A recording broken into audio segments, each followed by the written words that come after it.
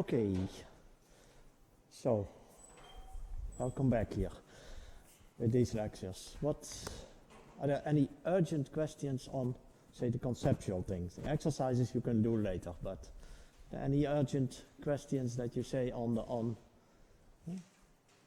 then maybe they come up in when I try to sketch where we are. And for that I will be using today a little bit more again the overhead projector to also speed up a bit. That of course, but I'll try to keep on focusing on the conceptual points, and again tell you that there are notes available and that they have all the details. So as I mentioned, calculations, field theory. So far we didn't do much field theory, but you can do it. Yeah. So as said, the problem is that we don't have immediately the same states, constituents, for which we have the field theory, particularly in the strong interactions. So that is the quark fields, if you want. And we don't have the quark states, because if you have that, it's easy. You know your plane waves, and you know your plane waves in a fully relativistic way, be it for gluons or for quarks, with the epsilon mu of function of k. Those are the wave functions for gluons, and the UKS are the wave functions for the fermions. Yeah? And you know what to do with it. You know sum UU bar, etc. Now, one of the problems, if we are going to replace this thing, PS, with just PX, you might say, it picks, because anyway, these psi's contain the annihilation operators of a particular momentum. So you take out a momentum state from the nucleon, and that's precisely what you want, because that's the input in the hard process. And then you have X left. Now, so one of the problems which we'll see what all the complications are, that you could as well interpolate between this and that state, not just with a quark field, but also with a quark and the gluon field. So the interpolating fields between these states could be now more complex. So why do we throw away all the gluon states? The answer, I'll tell you the answer already, because then you know what you are going to discover in all the details. We throw away the ones which have transverse polarization, and we will call that higher twist, and we have an argument then why to throw them away. And the ones which do have a polarization mu, which is parallel to the momentum of the quark, because what we are going to do is, like this, these are plane waves with a momentum, so somehow there's a momentum, P is associated through the Fourier transform with the momentum of the quark, and P1 with the momentum of the gluon. So we are going to make pictures of it, of a blob which a momentum P comes out, or in this case a blob which a momentum P and P1 comes out. So that's a momentum P1. Now this mu could be parallel to P or P1. P and P1 anyway, because they all come from a nucleon, they're all parallel. And we are going to hit the nucleon with something very fast. So that means only one direction is important, this fast direction. Now the gluon could also be polarized along that fast direction. Now those gluons also don't matter, but we do need them, because they will be gluons that are hidden later on in an e to the I. And those polarizations you need to complete this e to the I GA, which is a thing called the Wilson line. So that's what we will encounter in today and on Friday morning.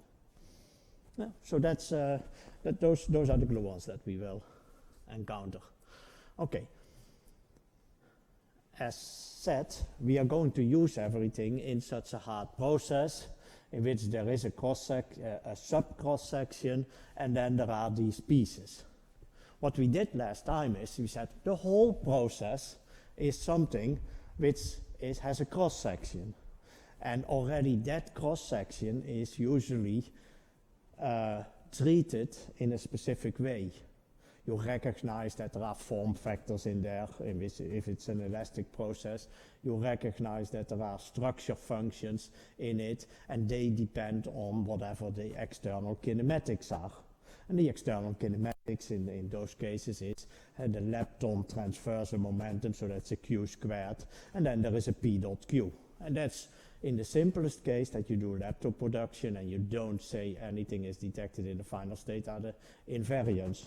So you do have this total cross section. And so what we are going to do now is to see how these phi's and deltas, which represent just the square of this or the square of something what is happening in the final state, which in the trivial case that you wouldn't have hadrons there, but quark final states or gluon final states would simply be UU bar or epsilon epsilon star, which you sum and then you get G mu.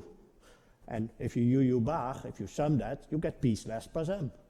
You know that from your field theory books, and that's what you put in. Now you don't put that in, but you put in phi and delta. And what is the form of phi and delta? Knowing that nevertheless the interpolating fields between P and X are gluon fields, or quark fields.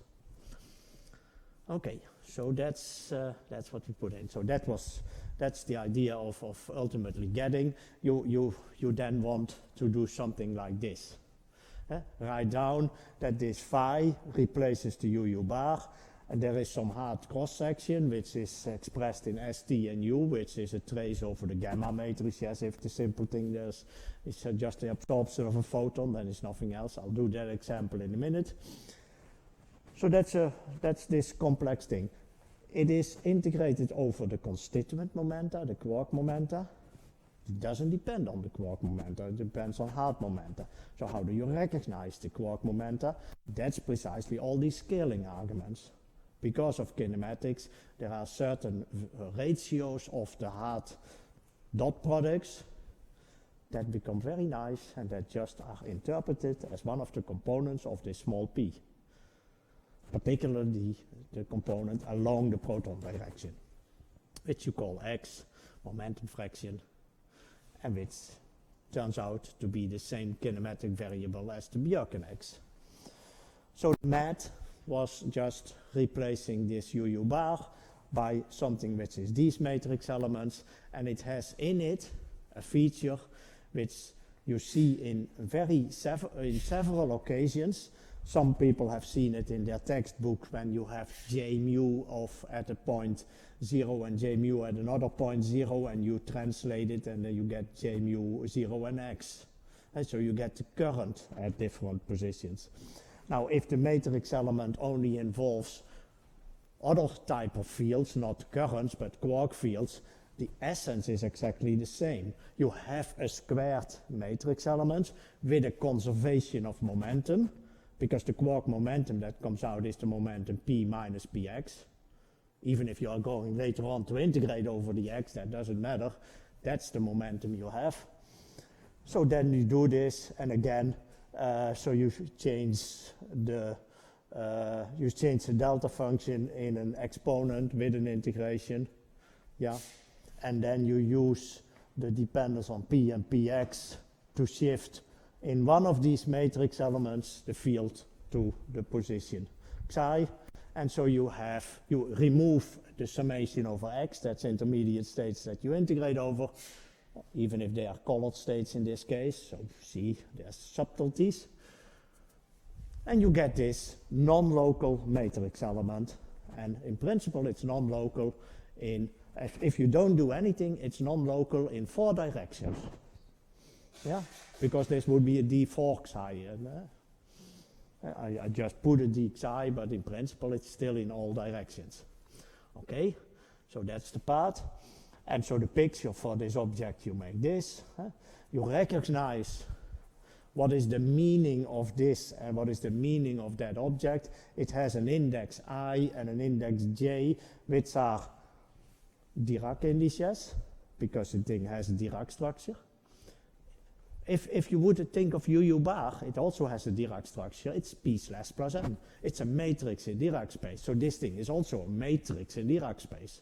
Okay? So this whole thing, this phi, which is going to replace this thing, is a matrix in Dirac space. You don't want it to be something in color space at this point, actually, but that is usually, I mean, if you produce something in the final state, what would you naturally do with a spin degree of freedom? You would sum over it, yeah? Sum over spins in the final state and average over spins in the initial state. That's what you've learned in your field theory.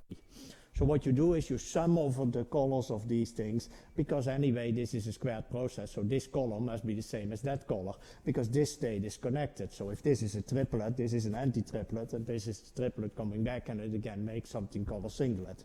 So color must run around, and then what you can do is sum over all the color. That's actually one of the subtleties later on if we have in addition gluons, because this summation will get tricky. And that will later on lead to things like gluonic pole factors, but which are different from the normal factors. But in principle you can do it. And then, so that's more or less the basic. And I mean, I'm doing it for a simple example and not for the complex examples, but complex examples you then can read. So that is also for fragmentation you can do it. If the U goes into the final state, you still also would do UU bars just for the final state. Also that you can do, except that your matrix element is now slightly different. You start off with, if you want, a quark. See, the other thing was essentially P. You do a quark field which annihilates, takes one quark out, and you see how much it overlaps, that operation, how much it overlaps with X. In this case, you start off with a quark, because that quark came from the hard process. So you create the quark from the vacuum, so you take the vacuum state 0, you act on it with an anti-quark, the creation operator from the quark field, or from the psi bar field. That's what is happening here. So 0, and you take the psi bar, which has the A dagger, and that has the A dagger, yeah, or the B dagger if you want, and the psi has the, isn't it the anti-quark, whatever. So you can do quarks and anti-quarks at the same time. That's the nice thing of a relativistic treatment. So you would have the creation operator, then that happens, that's the thing that comes from your hard process, and then you reconstruct the final state, and in this case the X is in the final state, but also the hadron is in the final state. So that is a hadron and whatever, and then blah blah blah. You reconstruct it. Be aware that this is no longer a pure plane wave. I mean, the nice thing with psi bar was that it's sandwiched between proton states. These proton states are plane waves. In this case, the final state is a hadron and the remnant. That's a two-particle, if you want, well, it may be an infinite particle state, but it has, say, 2 pions, 3 pions, proton pion, I don't know, and X. So that's everything, and then you get all the complications that any scattering process will get, namely those states are not plane wave states. How are they related to plane wave states? With phases. That's, if there would be only one channel, it would be simply the S matrix. And we've heard everything about the S matrix. Notably that there is the phase e to the I delta, that there is a phase. So these states suddenly are not plane waves, but they get additional phases. That's going to give you also problems. So, for instance, later on, while for a proton state you could do time reversal, and then a plane wave state is a plane wave state. In and out states, you've learned in field theory, are the same for plane wave states. But they are no longer the same for a hadronic state, out state. That's what you want. You want an out state. That's in the amplitude, at least. In the conjugate amplitude, you have the bra state of this. But nevertheless, the time reversal brings it into an in state, and the in state is not the out state. So you see, you can simply not use time reversal invariance, which means that there are many more possibilities for fragmentation than there are for normal quark distributions. This is later on. There is a Collins fragmentation function, there is no equivalence for the distribution functions. Yes, there is an equivalence for the distribution functions because that's the Bohr-Mulders function that made us famous, but that comes from a very subtle effect. It comes from these collinear gluons, these gluons which have their polarization parallel to the thing. And well, in the final state, it simply comes from phases. So John Collins had an obvious thing, it's simple. And then Dennis Sivers at one point said, yeah, but that essentially introduced a function, and John Collins said, no, it cannot exist because you can use time reversal, and then your function is 0. And then, okay, and you had some arguments, and then Dennis Sivers could say, John Collins, yeah, but in 1982 you proved in the paper that you need gauge lines and Wilson lines, and they go to difference, so time reversal cannot be applied, so my function is valid, and indeed it is. We now think it exists, and it's precisely JLab and COMPAS and these experiments which are now trying to put final touches on it and to see that all the effects of these functions are there. So I'll try to give you a glimpse of what this is, because you really need to sit down and do the calculations if you really want to understand all details. But I'm always available, send emails. So that's his thing. Now the subtle thing is that there is going to be a role of the hard scale. So let me skip a few of these things and go to this thing. Yeah. So go to the simple deep inelastic scattering which we had here yesterday. So let me write that down. So yesterday we had this. And we said we have this proton state coming in, Q, the exchange momentum, and something is happening, and we are integrating over it, and we are squaring this matrix element, and essentially that is this, put the conjugate amplitude, essentially this, and put this amplitude over there, and multiply these things. So this is the squared amplitude. And that, what we are now going to do is to say, this is what we are going to do is, we are going to say this happens because there is only something over here, which is this squared, where we had this psi. This psi was essentially taking the quark out of the proton. That was our object, the phi of p, which we had over here. So we had this constituent momentum P, that absorbs Q, gives you a momentum K, and essentially complete the diagram, and essentially do this, and you see this. Yeah, so that's how we are going to describe this. Plus, ... And because there might be additional gluons and everything, so we have to realize that this is not, this might be everything, but it's not from the from the beginning, because interpolating between the proton and X, for which you sum here, there might be also gluons involved. So that we have to do. But nevertheless, as far as this quark and that quark is concerned, we are not going to use UU bar in the calculation, but we are going to put in phi.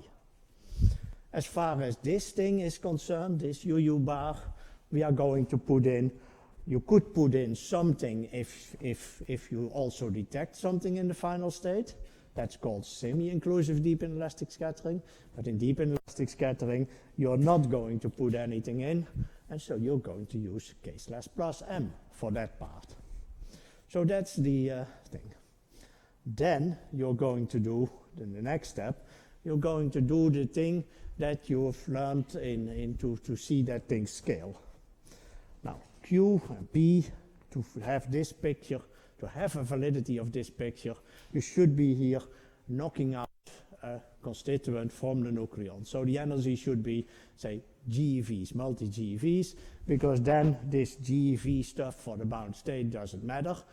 Yeah, it does matter. You measure something of it, and that we are going to capture in the phi, and we are going to see how many components of this momentum are actually relevant, and in this process it turns out to be that only one component is relevant. So for that you use light cone coordinates. You say, anyway, my proton is moving very fast, or maybe the proton is not moving very fast, it's sitting there, but then my Q is very high. And so the nice thing is you do that in light cone coordinates. That's a very nice thing, because you only know this thing. Eh? You know that Q squared is capital Q squared with a minus sign because it's space-like. P squared is m squared, which is roughly 0 in our situation because Q squared is so large. So it is, and then 2p dot q is, defines what we call the kinematical variable x Bjerken. Now it's easy to show, that's actually stated as an exercise in the notes, that p then can be written as something like a plus direction. This defines the plus direction if you want. And if you then want a minus direction, you have to realize that if you use plus and minus as your basis vectors, which is just so one in the time-like and one in this in one space-like direction, the 3 direction, and then with square root 2's if you want to normalize it correctly. So the n plus is the vector 1, 0, 0, 1 divided by square root 2. And the minus is, of course, 1, 0, 0, minus 1. That if you say, the thing proportional to the plus, let me call it Q over x Bjerken. I mean, I don't care what I call it. I can call it capital P plus, because that would be the plus component. Whatever that is, that fixes the second one. And the second one is then, because the plus component times the minus components times 2 has to give you m squared. So then the second component has to be that. So if you see, if I choose that one proportional to Q, that one is going to be irrelevant. If you, of course, sit in the rest frame, both of them would be m over square root 2. So they would be as important. Nevertheless, let's suppose that we do this. Q, let's do Q also. Maybe I should have done Q first. And say, let's for Q, which is large, it should have both a plus and minus component. So let's take Q symmetric for the time being, which is sitting in a frame in which the photon is purely space-like. Because you see it has S large and N minus, S and N plus, with a minus sign. So that means it is purely space-like. But anyway, it was space-like, so let me sit in the frame in which it has no energy. That's actually what is called the bright frame or the brick wall frame. So it has a name. So that's essentially this. Now, if you choose that frame or choose this representation, then the upper one is unavoidable to reproduce those dot products. Otherwise, it doesn't work. Now, if you want to go to the rest frame of the nucleon, now that's trivial. As I said, plus and minus components. You don't have to think much. What you have to do is multiply this thing with a number, alpha, such that you get m over square root 2. What number should you take? You should take the number m over m times, no, m over q, mx over q. Okay? Then you have m over 2. And then this number, of course, also becomes m over 2. Then you have to multiply that thing with 1 over alpha, because that's what boosts do. So to go to the rest frame. And then indeed, if you multiply that with mx over q, then this thing, and with the opposite, both of them are going to be m over square root 2, but this thing is going to be m, and that thing is going to be q squared. And so you see, ultimately it doesn't matter. And in all the dot products, it never matters, and in all the calculation, it never matters. So let's work in this frame. Because the nice thing in this frame is it shows you that of the proton at high energies, in essence, only one component is relevant. In essence, the photon p squared is m squared is a light-like direction. So let's define n sort of the proton direction. And give it a scale arbitrarily, depending on what frame we choose, but let's give that scale, because in that frame, the photon has this nice property. I shouldn't have maybe that much time on it because it's more or less a way of doing, but nevertheless realize, always see these things and realize that it has a degree of arbitrariness in it, because you can do this alpha 1 over alpha rescaling of the plus and minus components, but it's not going to matter in the end. The nice thing is that in doing it essentially tells you, if this thing, whatever is the remnant of the proton, is still moving in that forward direction, and that I cannot prove that is happening. The proton could, if you take out a quark, produce something which goes in a completely strange direction or whatever, or not even in a fast frame, not forward. Somehow this happens, and it happens also as in the sense in such a way that whenever this is, that the remnant or everything in this thing still has, all virtualities are not large. Or in other words, you never will be able to find a quark in a proton with a huge p-squared. Now, of course, you can find a quark with a high virtuality, because the p-squared of a quark is an undefined thing. But what I mean with this, that you cannot find it, the probability of finding high virtual quarks in a proton somehow will be reduced. And actually, if we later on have the function as a function of the invariant p-squared, you can prove that if QCD is the reason that it takes your quark off shell, then it has to emit a gluon, and then it has to emit a hard gluon, so you can do a QCD calculation, and then you find that the virtualities in a proton, the probability to find hard virtualities, go down with 1 over p-squared. That's of course a little bit annoying, because 1 over p-squared you can't integrate. Actually it's 1 over pt squared, because the longitudinal direction you didn't care about, that was time-like. But the space-like pt squared you have to worry about, and you have to integrate. You can't integrate 1 over pt squared. But later on we know everything that in a particular process, if you go from one process to the other, that there are always these high virtuality quarks that are produced. That's what is called the gluon radiation. So you have to do the integration not to infinity in pt squared, but do it to some scale. It's anyway in any physical process cut off by the scale of the process. And then what you see is that if you go to another process with another energy, that a 1 over pt squared integrated over all pt, it's the pt squared integration is dpt squared multiplied with 1 over pt squared. That's logarithms. So it depends on the logarithm of the endpoint. And so going from one process to the other, the cutoff in the transverse momentum may be different, and you get logarithm corrections of the ratio of the energies of the two processes. If you do that in the simple picture with emission of gluons, all you get is the Altarelli-Parisi equations of whatever distribution we got out, translated from one energy to the other energy. So for the time being, we will not worry about Altarelli-Parisi equations, because that will come in as a natural next step if you want to say, oh, now my hard process has the possibility to emit here a gluon and then bring this quark to give it a high virtuality. That's a hard process. And anyway, everything that is hard is going to be above this line, and everything that is soft is going to be under this line. And soft is essentially you only have plus components and your minus components are suppressed. And if you want to move this quark to a hard process, now then take it as part of the hard process, because that you can calculate. And you know, and then you use renormalization group theory, you know that for the full process the scale shouldn't matter, because that's an observable.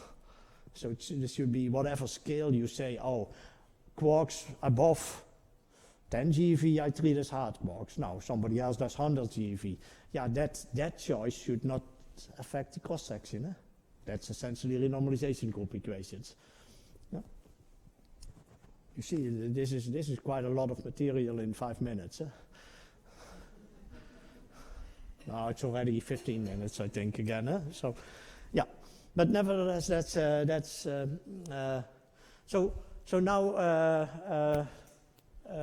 now you can do that calculation, and then essentially, so you use this, you expand also the quark momentum, and let me do that over here.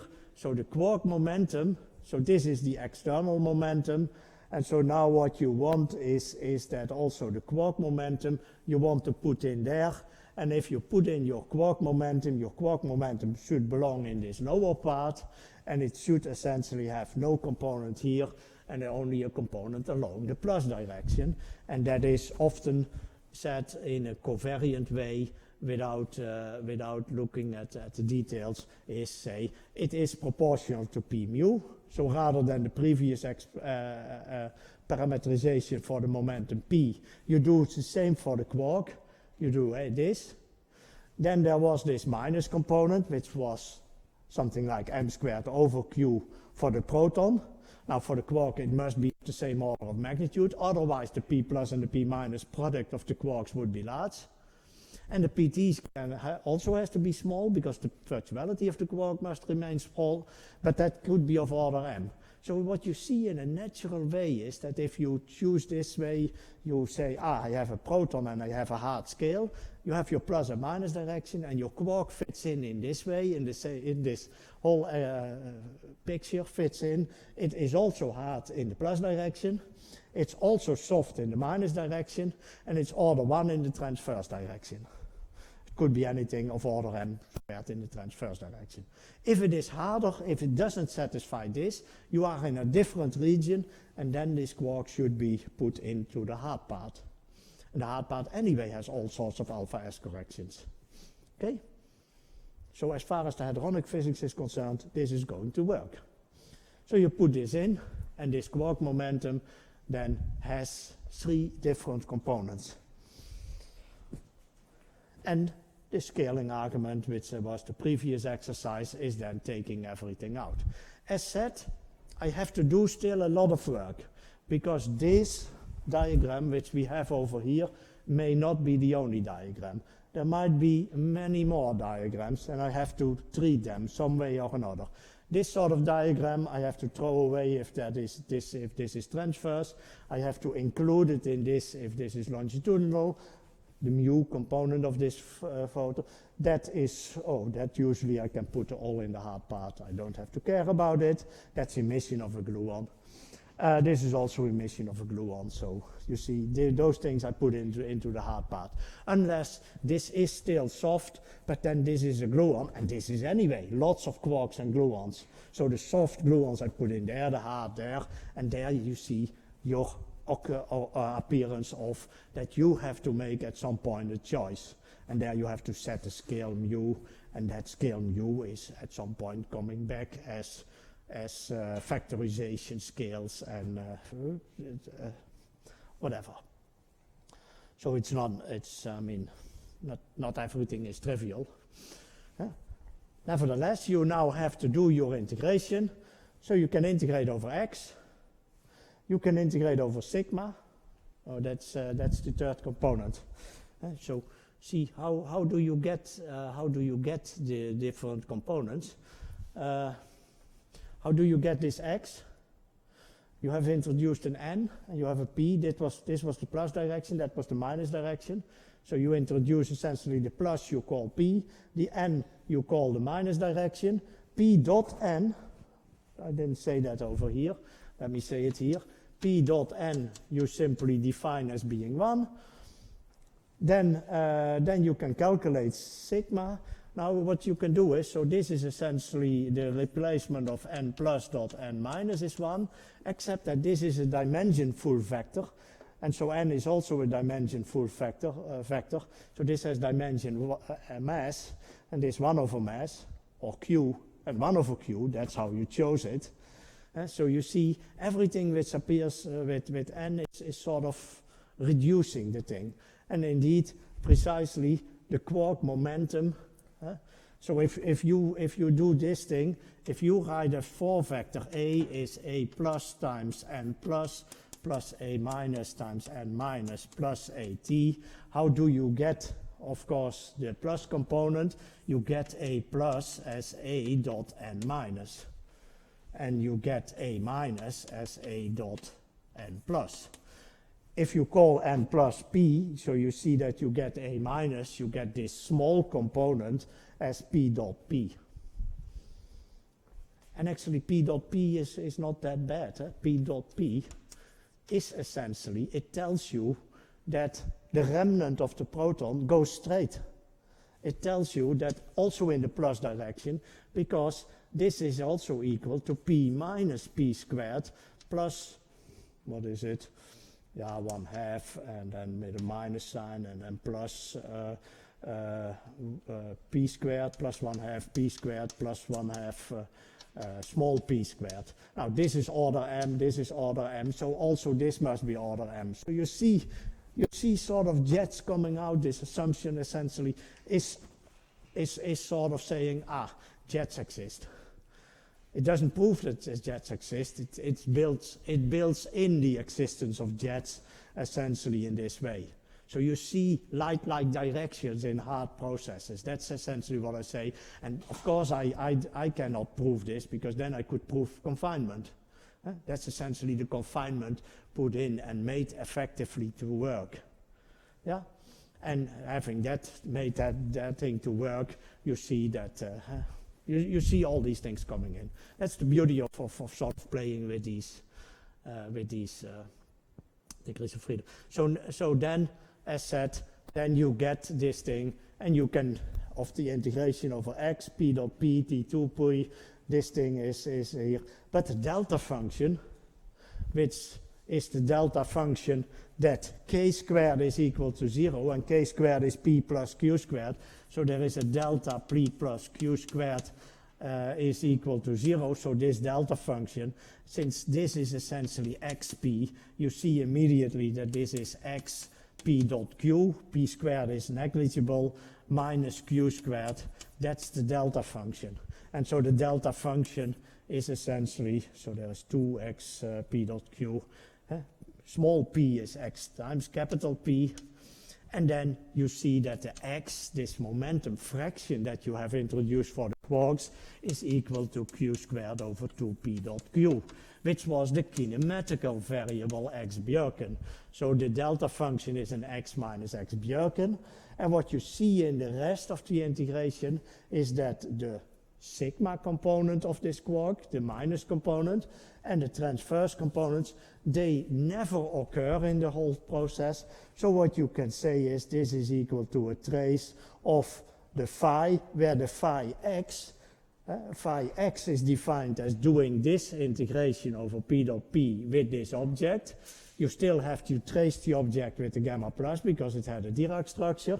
So that's the thing. And then then of course, after doing that integration, this is a phi of only the plus component, the x. But then this delta function put that x equal to x Bjerken. So what you are measuring is the longitudinal quark distribution phi as a function of x. In the point, x is x Bjerken. That's the kinematics of scaling in this situation. So that's the thing which is there. Now then, let me indicate how all the other complications, throwing away things, are treated. Throwing away things are treated in the following way.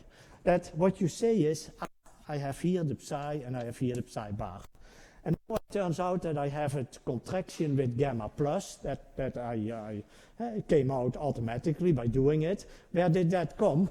Because the k slash, I mean this thing only had a plus component.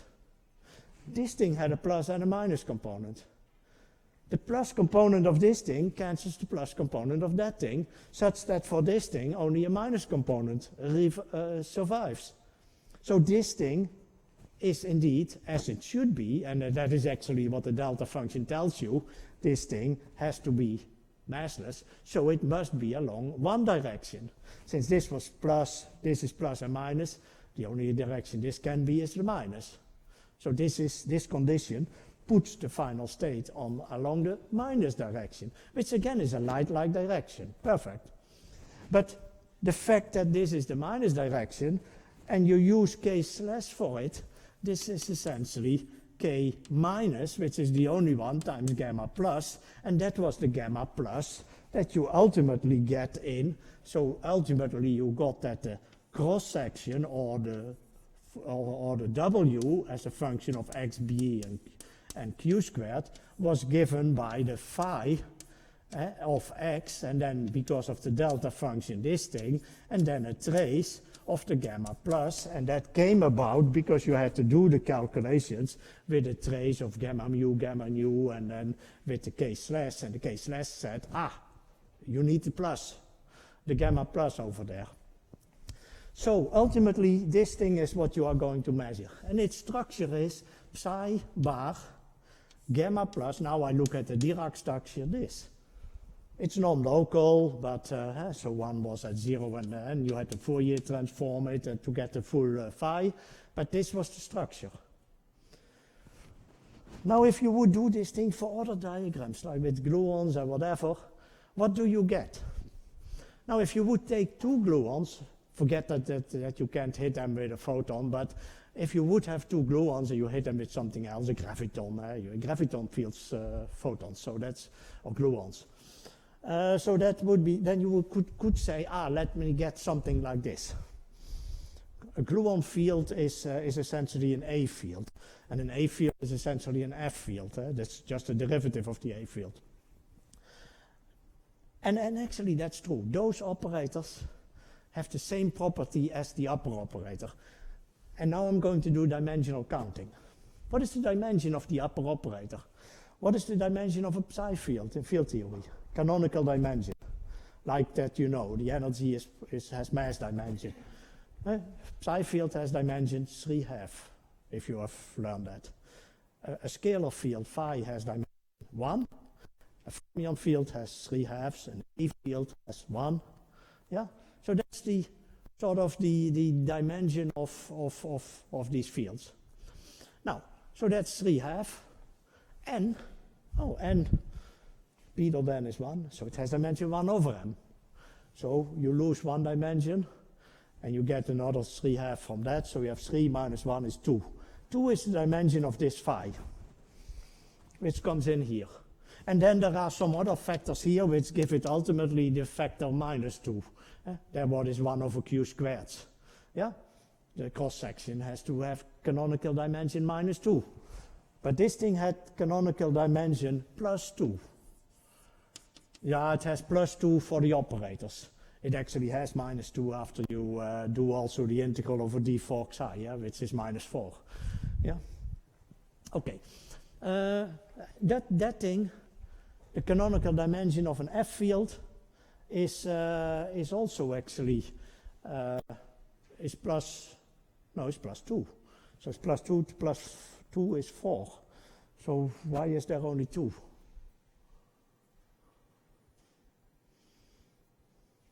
Now, because in the same way as here I have an n slash, a gamma plus. If you are smart and you hit your gluons in the right way, you have to make sure that you hit them in such a way that you project out not f mu nu arbitrarily, but fn alpha. Because alpha was essentially a trend index, and that was the middle index, and that didn't do anything dimensionally. But contracting it with n, where n is, to get that component, fn alpha, is a 1 over the canonical dimension. So this thing indeed would give you a dimension 1, and this is 1, and that's 2. Now I challenge you to come up with quark or gluon fields and combinations with n slashes. You can use as many n's as you want. I give that for free to you. You use 10 n's. Then you say, now I get something with dimension minus 10, and then I have my fields. But try to get ever lower than 2 in this dimension. You will not succeed. Yeah? Not in a Gates invariant way.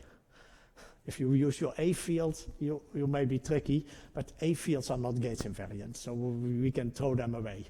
Actually, we will need them and absorb them. Yeah? If you use Gates invariant fields, F and psi fields, or phi fields, 2 is the lowest you can get. You can get 3 easily. 3 half, minus 1. That is 1. Even if you say now you use an AT field, which is not Gates invariant, then I say, oh, let me replace it with an F field, Fn alpha field. Then I have it, and then indeed I get again 3. But suppose that I have here an object with dimension 3, and it appears in a cross-section in which the only kinematic variables are all huge, P and Q, P dot Q, they're all huge. I mean, mass doesn't play a role anymore. So what will happen in this cross-section? Somewhere the cross-section will end up as minus 2. So if I have here any object, which comes, for instance, by having this sort of diagram, then the relevant object here will be of the form psi bar n slash psi, and then an AT alpha field. And if you don't like this, as say Fn alpha field. So you will have this thing. This will ultimately put in, and then some expectation value. But this will have a higher dimension, and then in the final result, if you do the calculation, you will end up with a cross-section minus 2, and the only thing that can come in is that these contributions can come in with a factor 1 over q. So they are suppressed. And if you even want to have things with more gluons, you get 1 over q squared and 1 over q to the power n, and that's why this number is also called the twist of the operator combination. Now these are non-local things. Now if there would be somebody who is seriously in operator product expansion, would jump up and say, but twist is only defined for local operators. Okay. Nevertheless, what you can do is you can Taylor expand all of these things in local operators, and the only thing which you get is additional derivatives, but derivatives could be derivatives with respect to n, but that's not saving you. It doesn't increase or decrease the twist anymore. So this is still also for local operators, this is the lowest twist you can get, but also for non-local operators. And twist for non-local operators is a little bit a sloppy way of doing, but it does give this 1 over q suppression. So that's also why it's sometimes given a name as effective twist or whatever, or operational twist or that sort of things. Remember that if you're pure, twist is a property of local operators. But then it is essentially the dimension, and then you have to subtract the number of indices and that sort of thing. So there is a formal definition, and the number of indices is essentially taking care of possible derivatives. So but in the non-local situation, you don't have to worry about that. Okay, so so some things like so these are the only surviving matrix elements. You need the thing subtracted with the gamma plus, so that's the nice thing. Then the Dirac structure is gone, and the nice thing is actually even because psi bar by itself is not a psi dagger. So you say, but this is an ugly matrix element. It's not of the form something dagger this, because something dagger this between two identical states would be the product of two states, would be a density. This is not but it is a density, because what you can do is you can rewrite this thing as just the dagger of an object and the dagger of this thing, which are called the good fields for people who have done light cone quantization. These are the fields projected out with 1/2 gamma plus gamma minus, or 1/2 gamma minus gamma plus. Kokut and Soper proved that those fields are essentially beautiful fields also, because they are even for quarks in an interacting theory. You can make a free field expansion of good fields. So that justifies one other thing for these gamma plus projected fields, namely, you can talk about what we are now doing, because it would be nonsense to talk about the quark as being a free fermion. No, but to talk about the quarks as a free good fermion is a sensible way of phrasing. And that's the strength of people who do light cone field theory. Then you only work with the good components. But even in our, say, if you want sloppy way of doing it directly and seeing what can we throw away, what we see is that we in the leading order survive with only these good fields. So that's the first part, and then let's now have, let's say, a 10-minute break, and then I promise I stop at 1 o'clock because otherwise it gets too tiring. Eh? But let's in 10 minutes continue.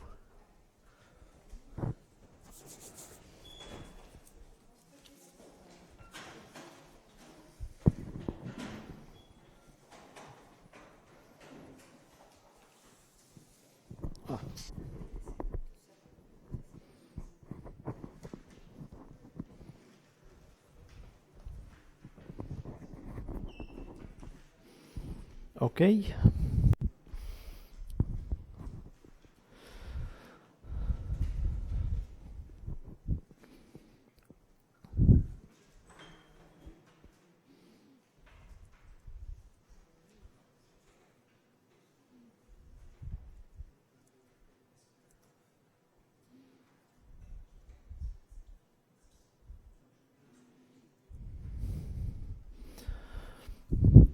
Okay, so let's continue, and what I'm going to do is in a few steps is to tell you a little bit about two other processes, which is laptop production including a hadron Drell-Yan, and then do Drell-Yan with multi-parton distributions.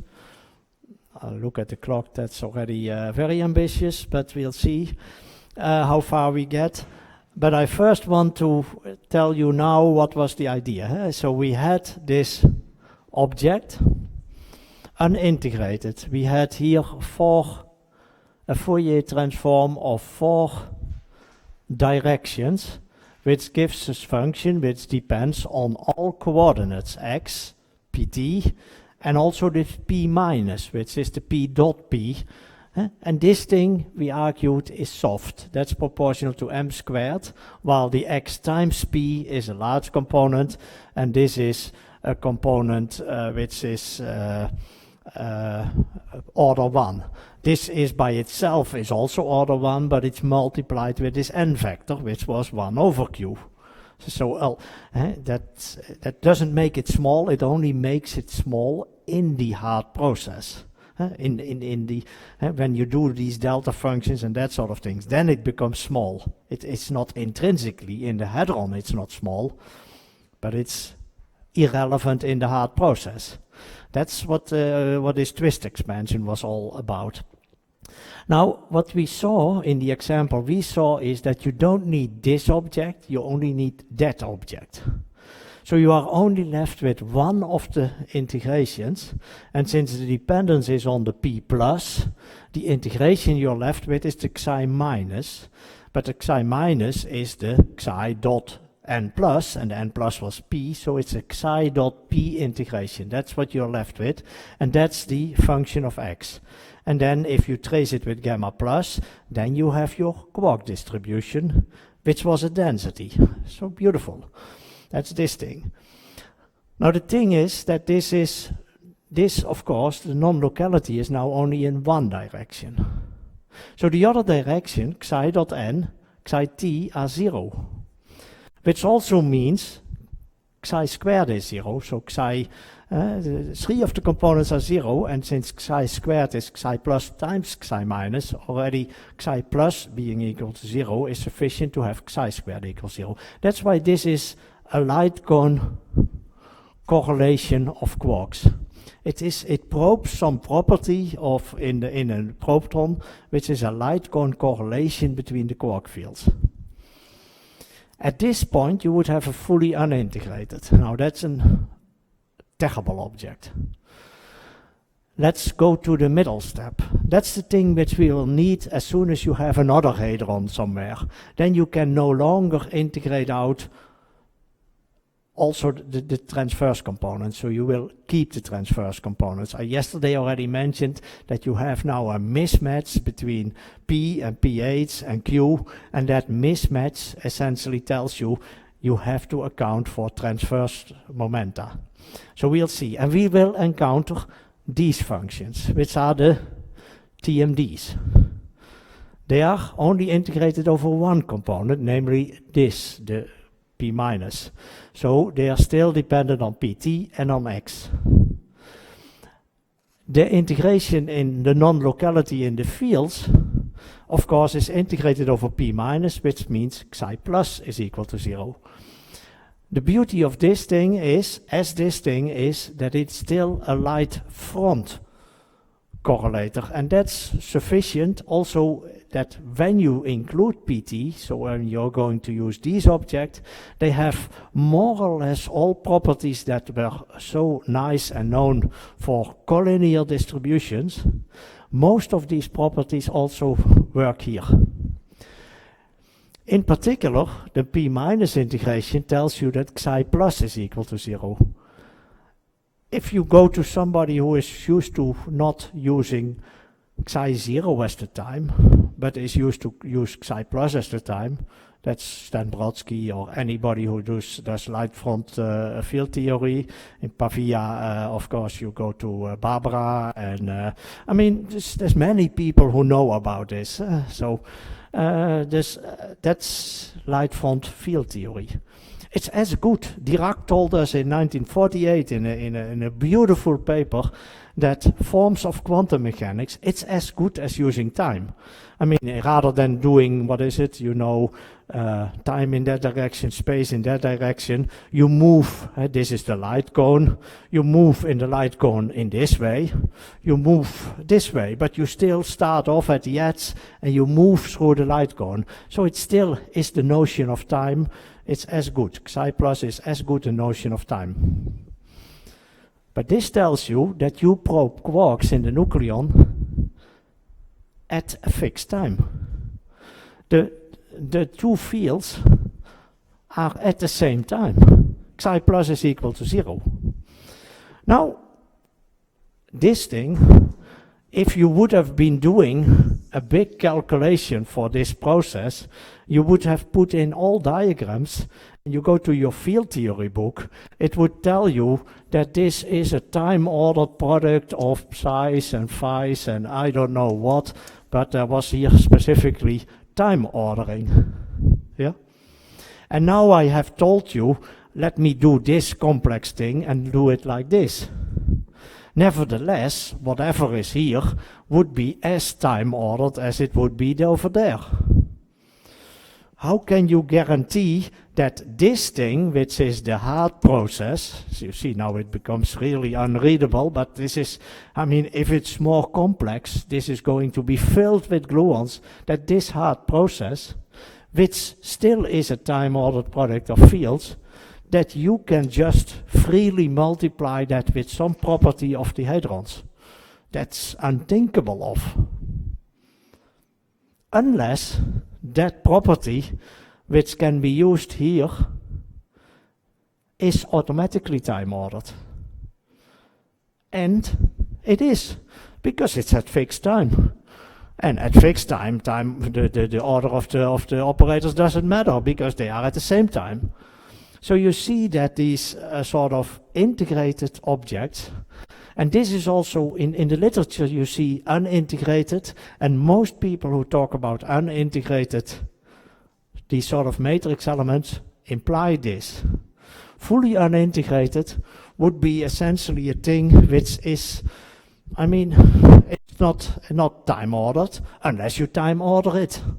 Of course, nobody can forbid to time order it, but it is not automatically time ordered. This is automatically time ordered. And as such, this is an amplitude. So you can start thinking about this lower part as an amplitude by itself. You can start thinking about it, the amplitude for having a proton and an antiquark, because amplitudes, you can swap particles from initial to final state, unless then you have to change quark into antiquark. Outgoing quark is the same as incoming antiquark, or whatever. You can do this, and this amplitude, this is an amplitude, because it's automatically time ordered. And amplitudes, then you go to Mike, and Mike tells you, amplitudes, there are beautiful theorems on amplitudes, like that this thing, this squared amplitude is proportional to the imaginary part of the forward amplitude. But this is already forward, so indeed this is purely imaginary. So all of these things can be used, and they will be used or have been used to prove certain things.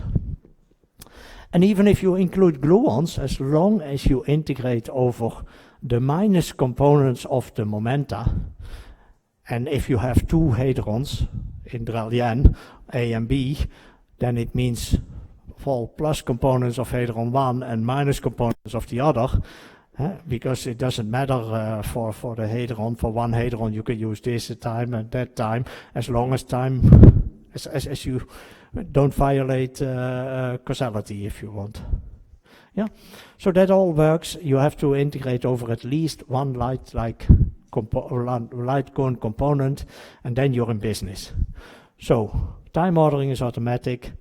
The soft part is simply, essentially, what is happening is you look at a system, and what you do is the relevant property of the proton is you slice the proton at a given light cone time. And that's a wave function, if you want. So in that sense, it is working with wave functions and densities and probabilities, etc. Okay, so that was the sort of now what we had here. Let me see. Yeah. Then one other thing is coming in. If you are going and let's say what information is in phi. We already saw that in deep inelastic scattering, what you need is the trace of phi with gamma plus. That's what you are sort of are driven to in this process. But phi by itself could contain much more information.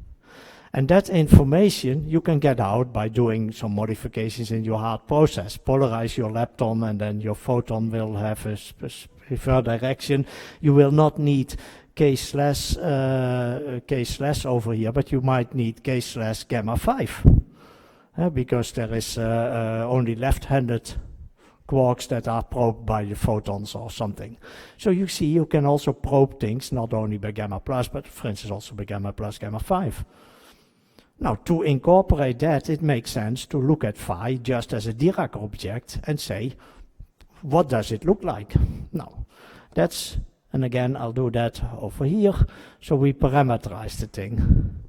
So how do we parameterize the thing? You can look at this correlator, psi and psi dagger.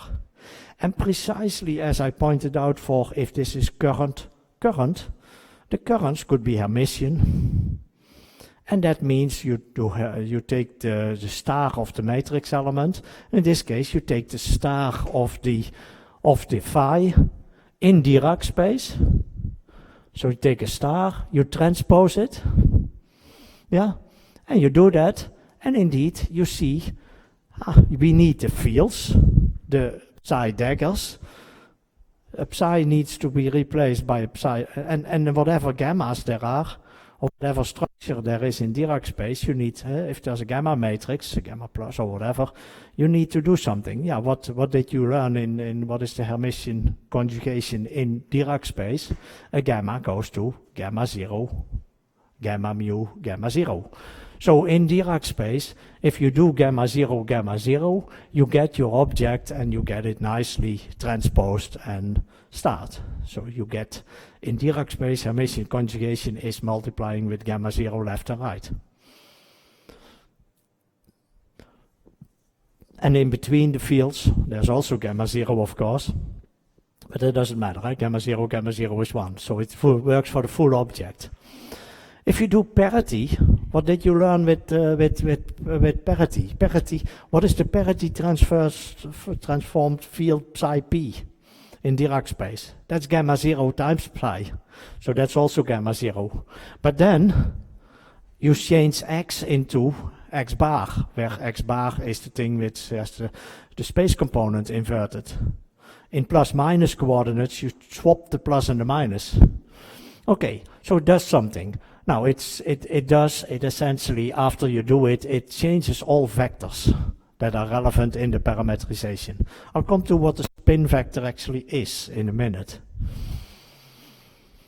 But if you have the momentum vectors are this, spin vector actually get a minus sign there. Then time reversal. Time reversal also does something. And actually also does something here which I haven't mentioned yet. Which has to do with what is called a gauge link. But forget that for this time. I'll come to that, but then realize that later on our correlators will be slightly extended with saying that going from 0 to psi, that you need something to bridge that. If you need something to bridge that and you invert time, you need to invert the bridge. Yeah, so that's what is going to happen. Let me see, charge conjugation for the anti-quarks. You can do the anti-quarks and essentially get them from the quarks in Dirac space.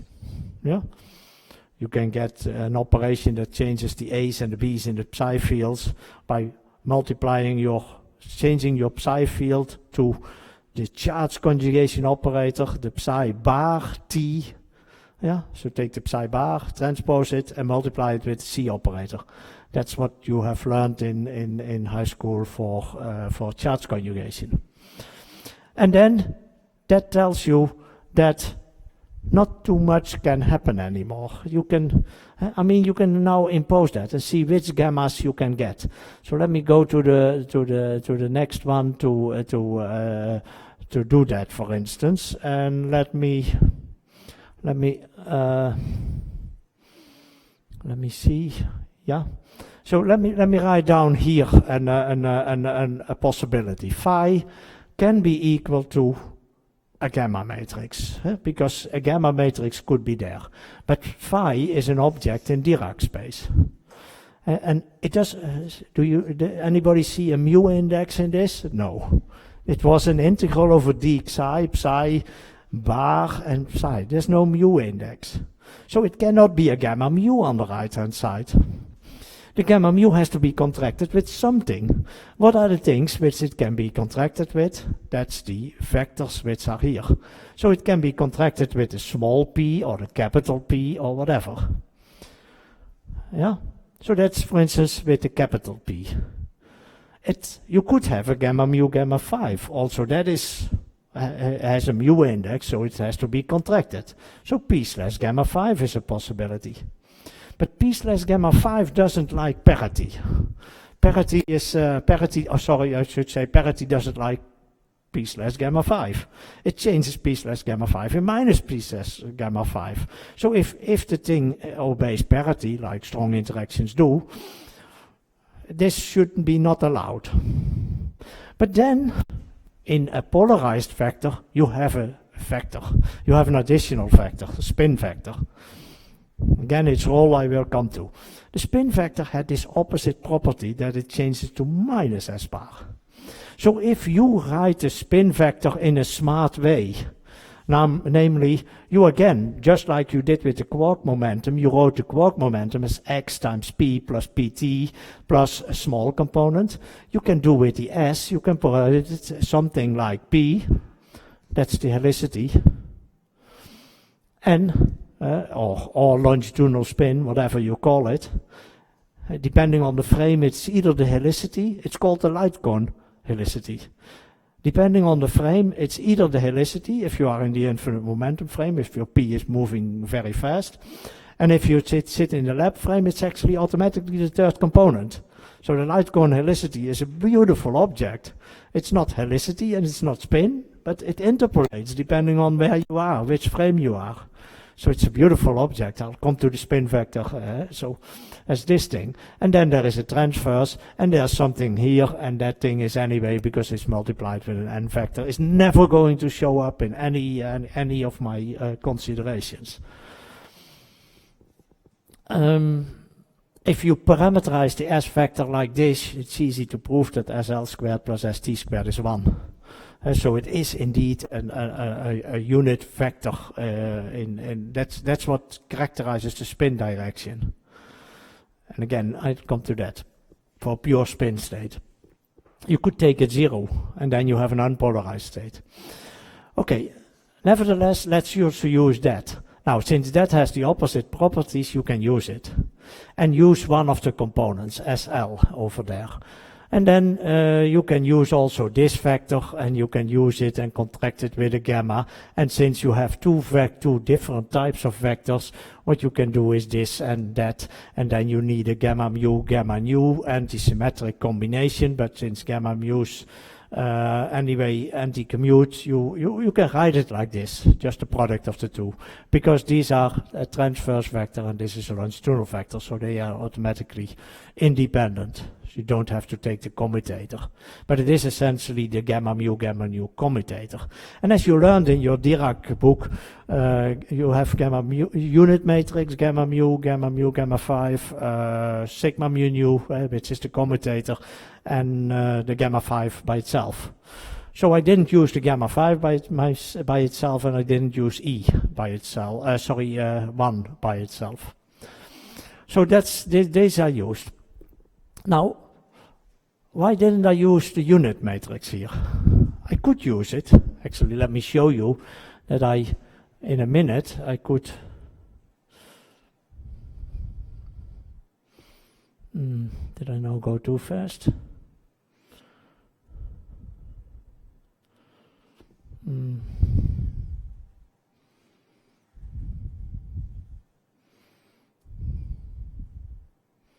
Oh, I know, I didn't put it in here. In the notes I put it in at some point. Try to, let me go back first.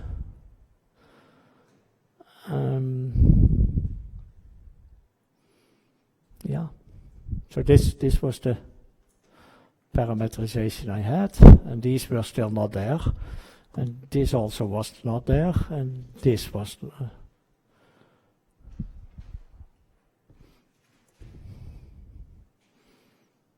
So now this was there. So I had my parameterization. There is the plus dot dot dot, and there is something which has, say, a unit, the unit operator in Dirac space. Now, why are these things better than parameterizing with the unit operator? Now that's again, first of all, if I have then gamma mu p slash, what I have is that my function can depend on all the invariants that are there, and that are in the TMDs are essentially x and pt squared. Yeah, the sigma is integrated out, because if I don't integrate out the sigma or the p minus component, if I don't integrate that, I mean the object doesn't make sense. So this is the object that does make sense and does appear somewhere. So it has this parameterization or that, and then you allow for functions. You have taken care of the mu structures in the gammas and whatever. Then, of course, you can add an arbitrary function. That function also has a name, E. So you can add plus E times x and pt squared. And then you have a unit matrix in Dirac space. Now, that is, of course, a simple structure. You don't need a P or whatever. But this thing, what is the dimension of this object phi? It obviously, as written here, I mean, I have a proportionality here. It, as written down here, this thing always has dimension m. So if I do this I cannot add freely to that object. I need something.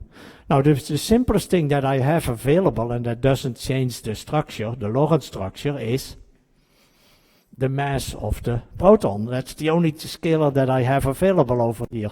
I mean, I have small p squared, that's the virtuality of the quark, but that's already hidden in here, in the pt squared. With the x, there is the capital P, that pt, oh yeah, that I use, and s squared was 1, so it doesn't have dimension. So this is the only thing I can make. P dot s is actually 0. A spin vector is orthogonal to the momentum of an object. Yeah, think about it. Spin is a space-like direction defined in the rest frame. In the rest frame, and then you need a space-like direction, like the z direction to parameterize spin. But the z direction is orthogonal to the rest, to the component of the p in the rest frame, because then it is M000, and then the spin vector is orthogonal. If it's orthogonal in the rest frame, it's always orthogonal. So p dot s doesn't give me anything to. So this is the only thing you have. Now, I challenge you, add it. And now put it in the big trace that you are here going to calculate. Now, this thing will be dotted into something like q. P dot q. Oh, that's order q squared. This will not be dotted into anything, the m, but it could appear with some other mass or something, m squared. M squared is negligible as compared to q squared. Yeah. It could appear maybe with a 1 over q or multiplied with q, but that still is smaller. It's always, if this suppression is in the parameterization, if there are p's here, they are order q. So these are big objects, if you want. They appear at leading order in a cross-section, even if they are suppressed by powers of 1 over q squared from the photon exchange, but they are the dominant pieces. These are subdominant. And these are what is called leading TMDs or leading quark distributions, and these are subleading or higher twist quark distributions.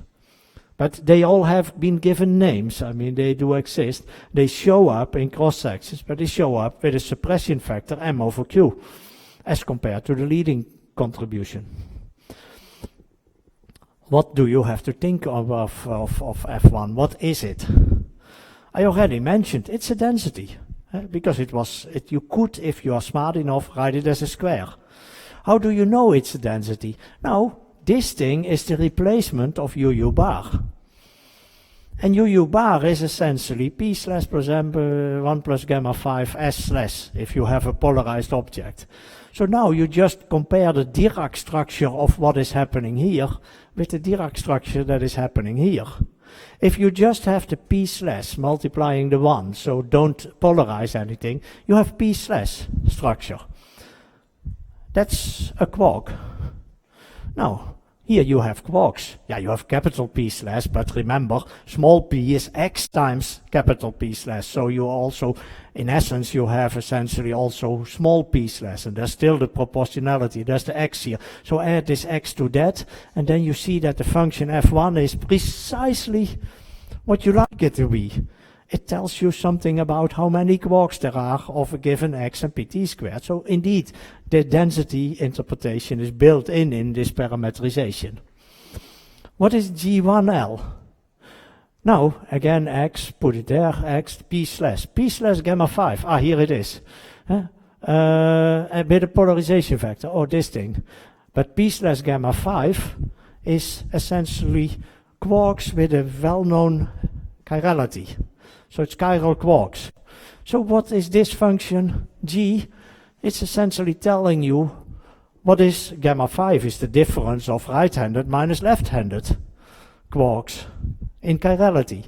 So the G essentially is the density of left-handed minus right-handed or right-handed minus left-handed quarks in a nucleon. Yeah, but the nucleon has to be polarized, otherwise it doesn't exist. So it is the chirality distribution of quarks in a polarized nucleon, where the polarization is an SL polarization, which is parallel to P. So it is a longitudinally polarized nucleon, and then it represents a quark asymmetry in spin. And this thing, now you need the transverse polarization, so your nucleon is transversely polarized, otherwise this thing doesn't exist. It is something like this times that, so it is, if you want, again, xp is the quark momentum, so it is quarks in a transversely polarized direction, but since the Dirac structure tells you about this, so this thing, it tells you that this thing is transversely polarized. So these are, if you want, this structure, a gamma mu nu structure, automatically signals to you in Dirac space. It's essentially gamma mu nu or gamma nu commutator gamma 5. Transversely polarized quarks, that's what you have to think about at that point. It only appears in transversely polarized nucleons, because if ST is not there, it's 0. And so this is the transversity distribution, or the transversely polarized quarks in this. You can do all of these things also by putting them into a big matrix. I show you the big matrix,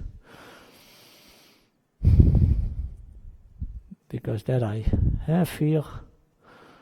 See, you can start putting these things, these f, g, and h functions, into a matrix in which you say I have right-handed, left-handed quarks, and then the unit matrix is, of course, everything diagonal in right, left-handed, so not in and then the G was essentially right-handed minus left-handed, so this is right and this is the corresponding left-handed, so this is the minus.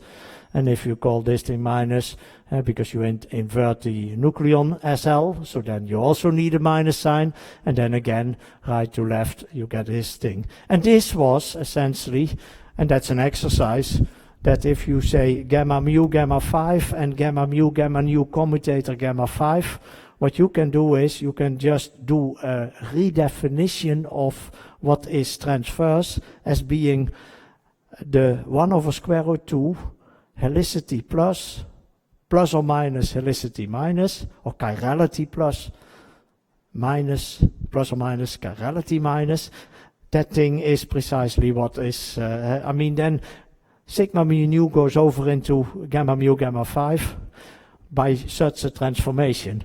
So that means that these things are off diagonal, and if you would choose a transversely polarized nucleon and use the transversity basis, essentially H1 would swap onto the diagonal and G1 off the diagonal.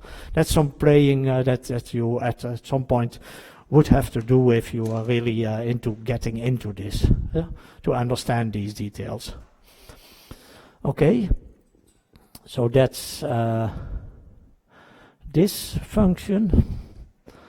Yeah, so that is, so essentially we see in a natural way coming in that these are unpolarized quarks, these are chiral quarks in a longitudinally polarized target, that sort of things. So you see in the parameterization all these things come in,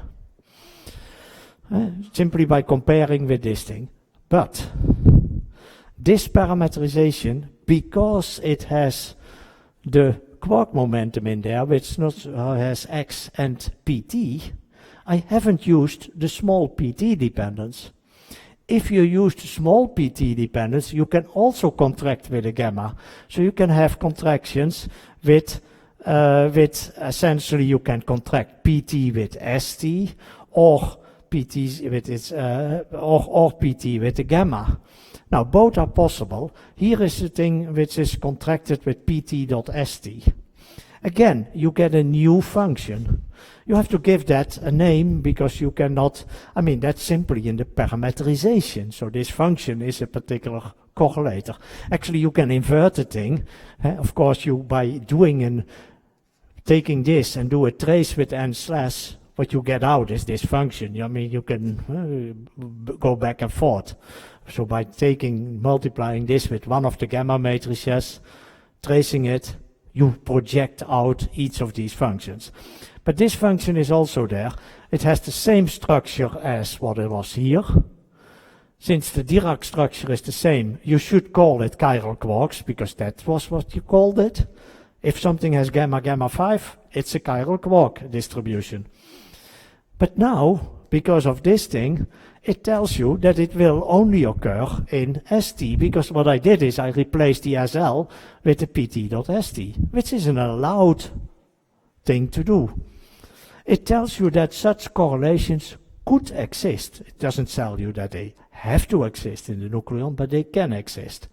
And it's a new function, and what does it? It tells you about chiral quarks, because you need an ST, it's chiral quarks in a transversely polarized nucleon, and since the structure is pt.st, it tells you that it prefers the spin to be parallel to pt, to the transverse momentum. So if you have transverse momentum of the quarks, take it into account, and you have a transversely polarized target, there is the possibility that QCD has made functions or has made structure in the proton in which the quark likes to be the chiral quark of a given momentum tries to align with ST. Maybe that function simply is 0. Okay, QCD doesn't like that sort of structure. But, I mean, that lattice calculations have to tell you, or a model of the nucleon has to tell you. Most simple models of the nucleon, like the naive quark model, tell you that this function exists and that it's of the same order of magnitude as the transversity distribution. So that sort of things do exist. So that's the sort of idea of doing all of these things. So the nice thing is now what you have is all of these are essentially spin-spin. You always have that the structure in Dirac space tells you that there is some polarization or no polarization in this case. And always when we have here some polarization, it also was a polarization in the nucleon. So these are all spin-spin correlations. These are unpolarized in an unpolarized nucleons. These are T transversely polarized in a transversely polarized, longitudinal in longitudinal, and these are longitudinally polarized quarks, if you want, in a transversely polarized nucleon. So it's already spin-spin that obviously you can never correlate something which is longitudinal, and that's chiral or unpolarized, with transverse directions if you don't have some transverse vector available, which is the spin vector. Now, the nice thing is that what you can do is you can get even more. You can get functions which just have pt times p, that's a sigma mu structure. So what do you have to think? Sigma mu structure, tell me, what was the polarization of the quark?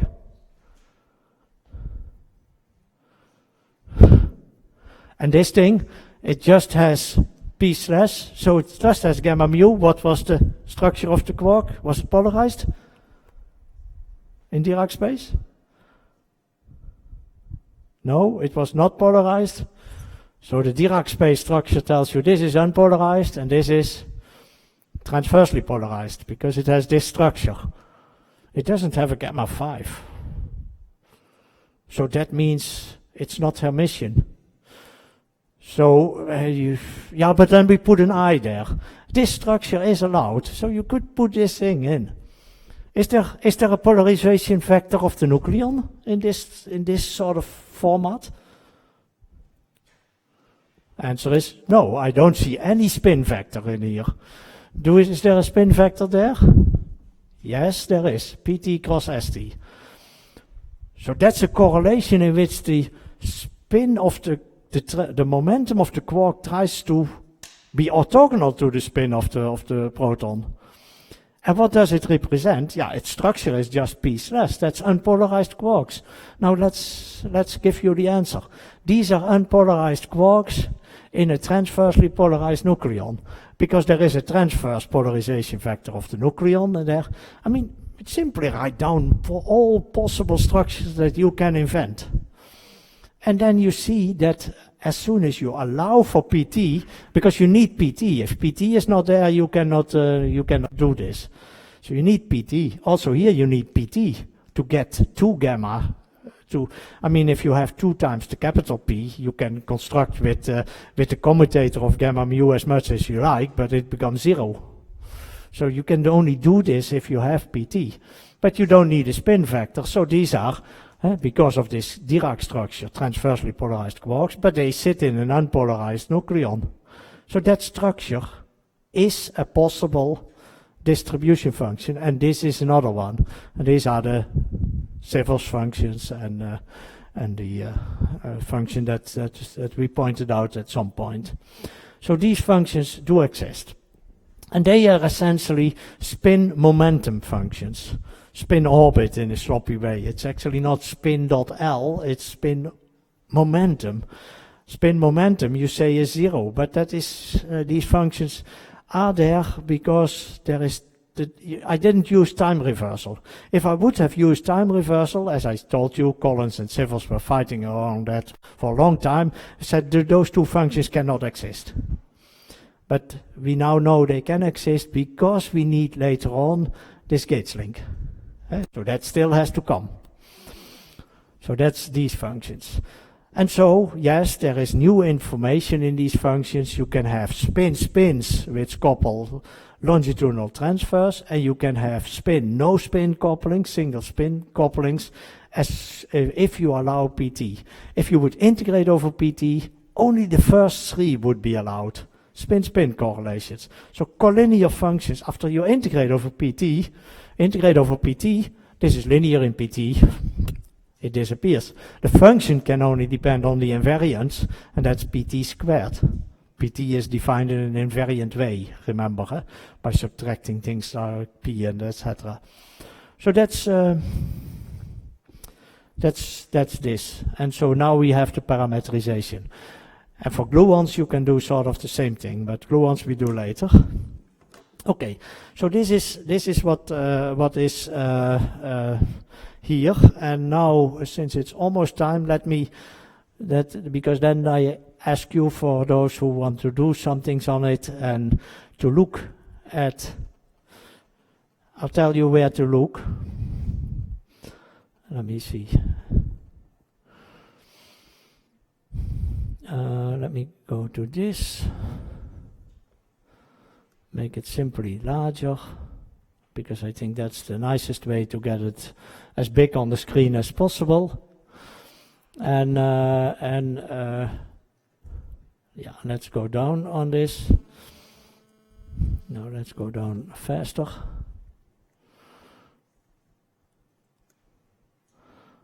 Just to show you in those files what you can look at. Yeah, here there are these things. All of these things exercise show by, so you can do all of these things. They're spelled out step by step, so you can go back and do this. Let me go earlier, before this.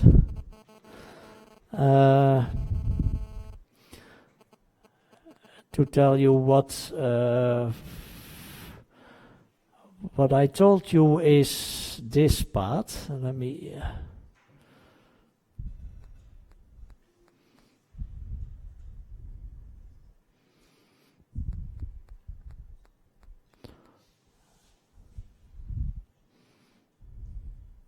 yeah, so we see this is the construction where you have in detail that you have a trace, whatever, this delta function, and that you get this thing with the gamma plus, which is what I told you in the beginning.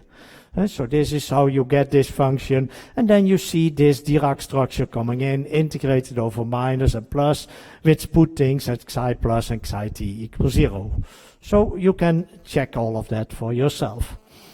Now, then what I did here is extend this thing to, okay, these are the vectors that you need this parameterization. You can get the standard expressions for the structure functions which are hidden in the W. I mean, that's technical and a little bit tedious to do all of these things, but you can do it. If ever somebody wondered, if I now choose a vector n and your neighbor chooses a different n, a different like vector, is that a problem? No, that's not a problem. There is something which is called n independence, and which people have worried about, and you can do it. Actually, Phil Radcliffe, who is in Milano, I think, is an expert on that. He knows everything about n dependence. So there's people worried making it their life work, if you want. And if you do an integration, I mean, even if somebody else chooses another light-like direction, it doesn't matter in the integration over D4P. That sort of things you have to realize. And to really help you, if you are working on this, to see all ugly details, look here, they are all mentioned. Then, of course, you can interpret it as densities, as I said. You can do relations to forward amplitudes, but since Mike is not here, I will not dwell on that, because you can worry if that can be done. It can be done.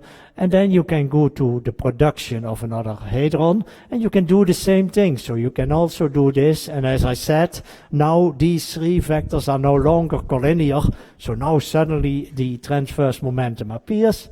And yes, if you do everything now and you do this big integration, so you take this W menu, put all the size in, order them, try to get them into the right objects, you can succeed, but you need two objects. You need phi and you need delta. And delta no longer is, here it was caseless. No, in general it's not no longer caseless. In general it is over here, this object. But the nice thing is, they are integrated over some of the momenta, but only over the P minus and the K plus. But that's sufficient, but you get TMDs. You can no longer get the KT dependence out, you can only get the KT dependence, and you have to fold the KT dependence of the factory of the fragmentation process and the distribution process, and they are convoluted.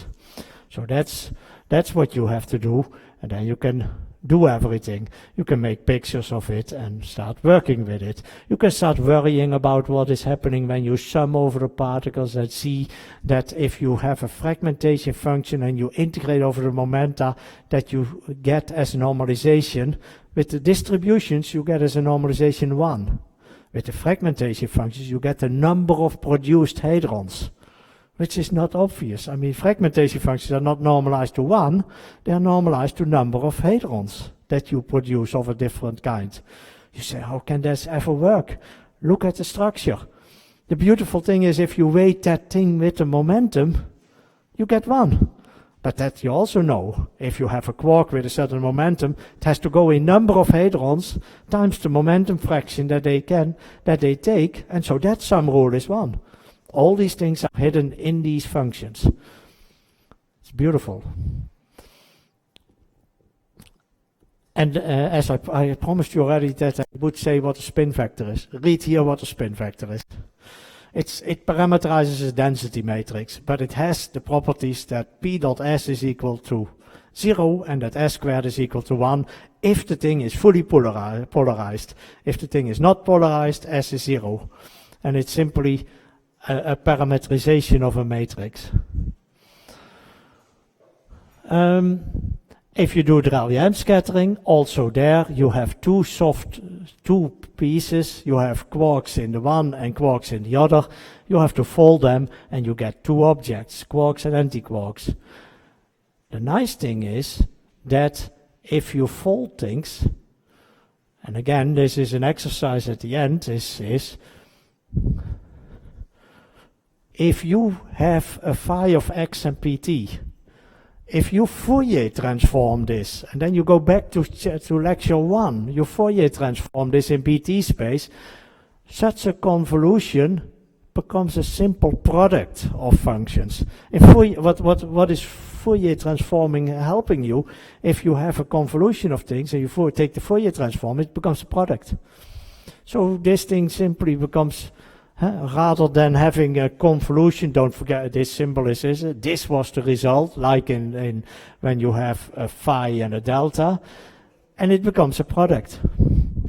And then again, if you want to do this with more partons, it becomes awful, as you can see. I mean, it becomes really ugly objects. But there are papers that do it, but I try to sort of connect it to the simple situation which you have PT, and what you will see is that it works. I will not say much about this right now, but I'm willing to answer questions for people who look at this if you want, and I'll answer questions, because I want to, on the conceptual part on Friday, go to particularly the Gates links, because that's the important part. But say all details are here, including B-space, parameterizations, etc. And I think I've eliminated most errors, except that already somebody on the scaling exercise, I already now modified it, so this is already the corrected version. There is capital Q squared rather than vector Q squared at one point, which is indeed the correct parameterization, so thanks for that. And okay, so that's a good point to stop. I think it's far too late otherwise. Okay.